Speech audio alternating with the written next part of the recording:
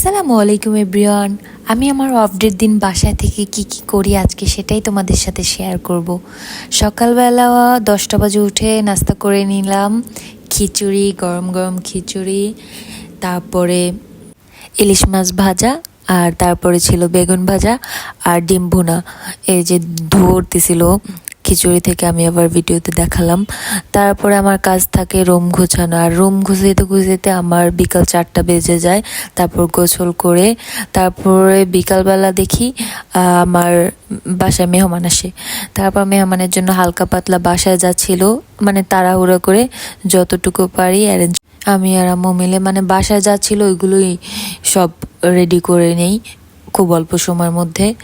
তারপরে মেহমান যেহেতু হঠাৎ এসেছে, তো রাত্রের প্রিপারেশনটাও একেবারে হঠাৎ।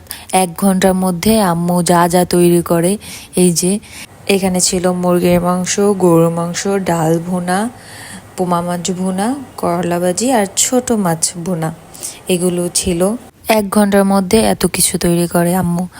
তো তারপরে আমরা ডিনার কমপ্লিট করি, আর এইভাবেই আমার অফ ডে এরকম ব্যস্ততার মধ্যে কেটে যায়।